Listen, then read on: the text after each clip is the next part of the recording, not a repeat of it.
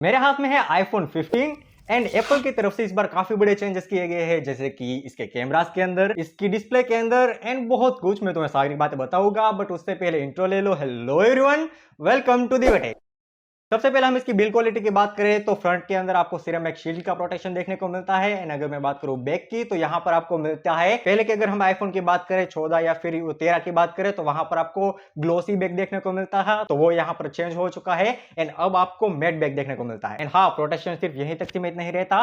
अगर मैं इसके बेजल्स की बात करूं तो ये आपको एल्यूमिनियम के देखने को मिलते हैं। एंड हाँ, अगर आप प्रो मॉडल के अंदर जाते हैं तो वहां पर आपको टाइटेनियम के बेजल्स देखने को मिलते हैं। अब बात कर लेते हैं इसके पोर्ट्स एंड बटन के बारे में। तो सबसे पहले अगर यहां मैं साइड की बात करूं, यानी कि राइट साइड की, तो वहां पर आपको एक पावर बटन देखने को मिलता है। अगर मैं नीचे की साइड की बात करूं तो यहां पर आपको एक स्पीकर ग्रिल देखने को मिलती है। एंड पहली बार एप्पल के पूरे हिस्ट्री के अंदर सबसे पहले आपको यहां पर टाइप सी चार्जिंग पोर्ट देखने को मिलता है and type C charging cable भी देखने को मिलता है। अगर मैं इसके बॉक्स के अंदर के एक्सेसरीज की बात करूं, जो कि मैंने ऑलरेडी कर लिया, क्योंकि मैं आपको बताना भूल गया कि मैं इसे 7 डेज से यूज कर रहा हूं। जो मेरा 7 डे का एक्सपीरियंस है वो तुम्हें मैं डिटेल में बताने वाला हूं कि मेरा एक्सपीरियंस कैसा रहा, कौन सी चीजें मुझे पसंद आई एंड कौन सी चीजें मुझे पसंद नहीं आई। एंड हाँ, अब पोर्ट्स एंड बटन पर वापस आते हैं तो आपको यहाँ पर माइक्रोफोन देखने को मिलता है। अगर मैं लेफ्ट हैंड साइड की बात करूँ तो यहाँ पर आपको अलाइट स्लाइडर देखने को मिलता है। अगर आपको नहीं पता तो अलाइट स्लाइडर की मदद से आप सिर्फ एक बटन की मदद से अपने फोन को साइलेंट में डाल सकते हैं या फिर आप जनरल मोड में डाल सकते हैं। अलाइट स्लाइडर के नीचे आपको वॉल्यूम बटन देखने को मिलते हैं। एंड हम थोड़ा सा नीचे आए तो यहाँ पर आपको सिम ट्रे देखने को मिलती है। एंड इसके अंदर आप 2 सिम डाल सकते हैं, जिसमें से एक तो वर्चुअल होगा जो मोबाइल के अंदर पहले से आता है, एंड इसके अलावा आप एक और सिम डाल सकते हैं। तो डिस्प्ले के मामले में ये थोड़ा सा डिसअपॉइंटिंग हो जाता है। हाँ, मैं इसके साइज की बात नहीं कर रहा, साइज तो बहुत ही ज्यादा आइडियल है। अगर आप एक अच्छा सा फोन जो कि आपकी ग्रिप में मदद करे, अगर ये ऐसा फोन चाहते हैं तो ये काफी ज्यादा अच्छा फोन हो सकता है। बट अगर मैं इसके रिफ्रेश रेट की बात करूं तो ये काफी ज्यादा डिसअपॉइंटिंग है, क्योंकि 80,000 रुपए देने के बाद भी आपको यहाँ पर सिर्फ 60 हर्ट्ज का ही रिफ्रेश रेट देखने को मिलता है। एंड अगर मैं बात करूं दूसरे मोबाइल की, तो वहां पर अगर आप 40,000 का भी फोन लेते हैं तो उसके अंदर आपको 120 हर्ट्ज का डिस्प्ले देखने को मिलती है। बट यहाँ पर ये काफी ज्यादा डिसअपॉइंटिंग है। एंड यहाँ पर इसका एक रीजन ये हो सकता है कि एप्पल जो है उसने सिर्फ डिफरेंशिएट करने के लिए ये वाला 60 हर्ट्ज का रिफ्रेश रेट दिया है। यानी कि अगर आप प्रो मॉडल्स के अंदर जाते हैं तो वहां पर आपको 120 हर्ट्ज का रिफ्रेश रेट देखने को मिलेगा। बट अगर आप प्रो मॉडल के अंदर नहीं जाते, अगर आप सिंपल मोड में है, वहां पर आपको सिर्फ 60 हर्ट्ज का ही रिफ्रेश रेट देखने को मिलेगा। तो यहाँ पर ये काफी ज्यादा डिसअपॉइंटिंग हो जाता है, इसको इंप्रूव करने की जरूरत है। अब लुक के बारे में मैं तुम्हें एक और चीज बताना भूल गया, क्योंकि इसका जो पुराने वर्जन थे, आईफोन 14 हो गया, वहां पर आपको एकदम ही सॉलिड इसके बेजल्स देखने को मिले थे। एंड यहाँ पर आपको सरप्राइजिंगली ये जो बेजल है वो कर्व बेजल देखने को मिलते हैं, जो कि काफी ज्यादा अच्छी बात है, क्योंकि अगर आप इसकी ग्रिप देखें तो आपको बहुत ही ज्यादा प्रीमियम क्वालिटी फील होने वाली है एंड ये काफी ज्यादा कंफर्टेबल है। एंड डिस्प्ले के मामले में एक चीज जो मुझे काफी ज्यादा पसंद आई, क्योंकि इस बार उन्होंने यहाँ पर पीक ब्राइटनेस जो है वो 2000 नीट की रख दी है। यानी कि अगर आप इसे एकदम ही सूरज के नीचे देखने वाले हैं तो भी आपको ऐसा ही लगेगा कि वहां पर सन है ही नहीं, ये इतना ज्यादा ब्राइट है। उसके मैंने कुछ यहाँ पर शॉट लिए हैं, आप देख सकते हैं कि ये कितना ज्यादा ब्राइट है। एंड हाँ, ये काफी ज्यादा आपको काम आने वाला है अगर आप आउटडोर के अंदर कोई मीडिया को कंज्यूम करते हैं या फिर गेम्स खेलते हैं, तो वहां पर आपको ये काफी ज्यादा काम आने वाला है।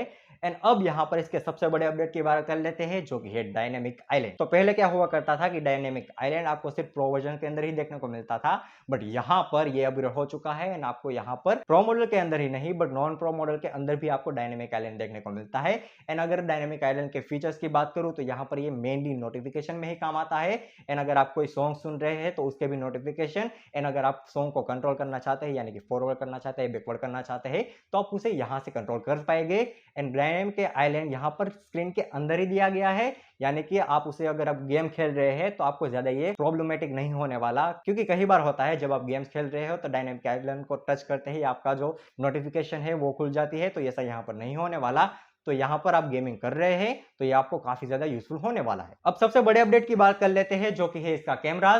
तो देखो, इसके जो कैमरा थे पुराने वर्जन के अंदर आपको 12 मेगापिक्सल के ही देखने को मिलते थे, बट इस बार बहुत बड़ा चेंज लाया है, क्योंकि इसका जो मेन कैमरा है वो आपको 48 मेगापिक्सल का देखने को मिलता है। एंड अगर मैं प्रो मॉडल्स की बात करूं तो उसके अंदर पीछे की तरफ आपको 3 कैमरास देखने को मिलते हैं, जिसमें से 40 मेगापिक्सल का एंड 2 12 मेगापिक्सल के कैमरास थे। एंड फ्रंट के अंदर भी आपको 12 मेगापिक्सल का कैमरा देखने को मिलता था, यानी कि आपको 3 12 मेगापिक्सल के कैमरास देखने को मिलते थे। एंड अगर मैं बात करूं इस वर्जन की, तो यहाँ पर आपको पीछे की साइड 2 कैमरास देखने को मिलते हैं एंड एक फ्लैश लाइट देखने को मिलती है। सबसे पहला है 48 मेगापिक्सल का मेन कैमरा एंड दूसरा है अल्ट्रा वाइड कैमरा, जो कि 12 मेगापिक्सल का है। अगर मैं बात करूं सेल्फी कैमरा की, तो यहाँ पर आपको एक 12 मेगापिक्सल का सेल्फी कैमरा देखने को मिलता है। एंड इसके मैं कैमरा की क्वालिटी की बात करूँ तो भाई एप्पल है, तुम्हें पता ही है यहाँ पर क्वालिटी में कोई भी कमी नहीं होने वाली। एंड इस बार तो 48 मेगापिक्सल का है, यानी कि इसका एक अलग से ही वर्जन आता है जहां पर आप 48 मेगापिक्सल का एक मोड आता है, उसकी मदद से आप फोटोज को खींच सकते हैं। एंड अगर मैं बात करूँ सेल्फी की, तो यहाँ पर मैंने काफी सारी सेल्फीज ले चुकी है, आप यहाँ पर उसके सारे सैंपल देख पाएंगे। एंड अगर मैं बात करूँ पीछे के साइड के कैमरा की, तो वहां पर उसकी क्वालिटी काफी ज्यादा अच्छी है। और सारी बात हम मोड के अंदर करेंगे, तो मोड की भी बात कर लेते हैं। तो यहाँ पर सबसे पहले आपको जो मोड देखने को मिलता है, तो सबसे पहला मोड है टाइम लैप्स, जो कि तुम्हें पता ही है, मुझे ज्यादा एक्सप्लेन करने की जरूरत नहीं है। दूसरा मोड है स्लोमो, तीसरा मोड है सिनेमैटिक, जिसके अंदर आप सिनेमैटिक वीडियो शूट कर पाएंगे। एंड उसके बाद आता है वीडियो मोड। अब यहाँ पर वीडियो मोड के अंदर खास बात यह है कि इसके अंदर आप 4K 60 FPS के अंदर शूट कर पाएंगे, जो कि मुझे काफी ज्यादा अच्छा लगा। अब देखो इतने ज्यादा पैसे पे कर रहे हो तो इतना तो मिलना ही चाहिए। उसके बाद आता है फोटो मोड, जहां पर आप ज्यादा से ज्यादा 10x तक जूम कर पाते हैं। बट अगर आपको अच्छी फोटोज खींचनी है क्वालिटी वाली, तो आप 2x तक जूम करने के बावजूद भी आप अच्छी वाली क्वालिटी फोटोज खींच पाएंगे। उसके बाद का जो मोड है वो काफी ज्यादा इंटरेस्टिंग है, क्योंकि पोर्ट्रेट मोड जो है वहां पर आपको एक फीचर दिया जाता है कि अगर आप सिंपल फोटो खींचेंगे, यानी कि फोटोज मोड में आप अगर फोटो खींचते हैं, तो उसको भी आप पोर्ट्रेट मोड के अंदर कन्वर्ट कर पाएंगे, जो कि मुझे काफी अच्छा लगा।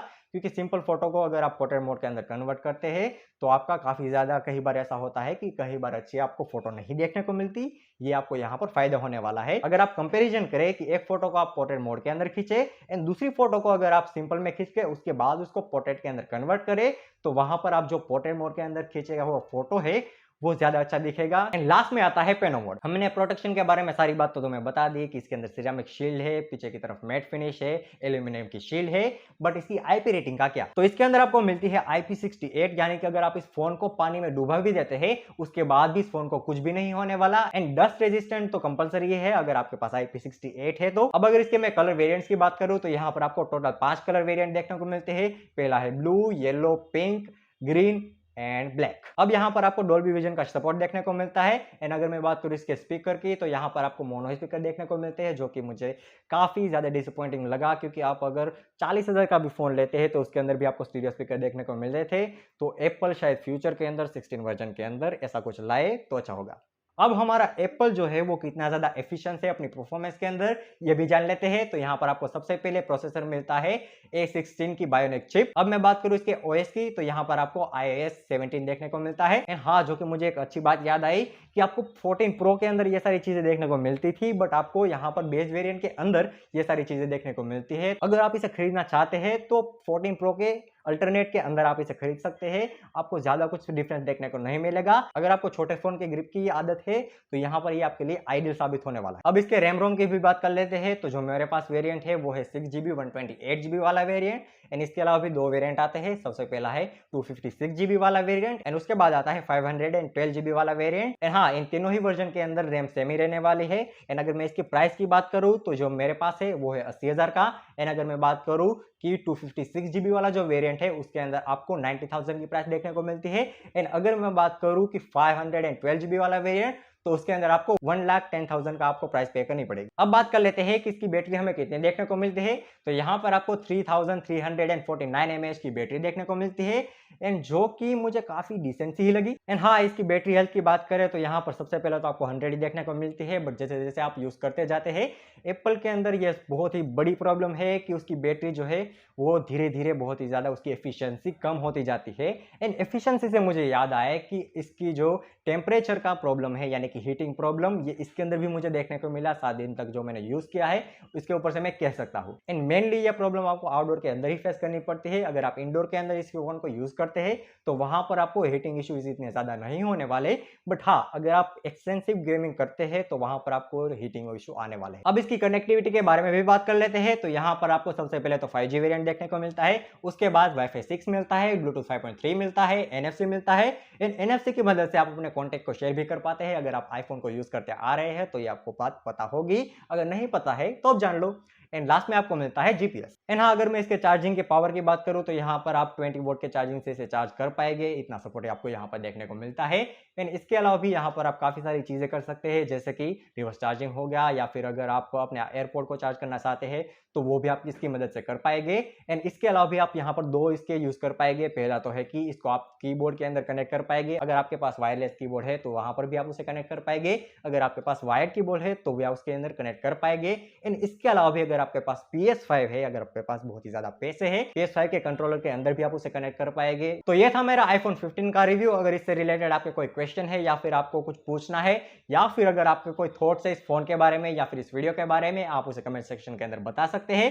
अगर आपको ये वीडियो पसंद आई तो वीडियो को लाइक करके चैनल को सब्सक्राइब कर देना। अगर आपको गिव अवे के अंदर एक फोन जीतना है Redmi 12 5G, तो यहाँ पर गिव अवे वाला वीडियो आ रहा होगा, आप वहां पर क्लिक करके पार्टिसिपेट कर सकते हैं। एंड हाँ, मैं मिलूंगा तुम्हें एक और अमेजिंग वीडियो के अंदर। तब तक के लिए जय हिंद, जय भारत।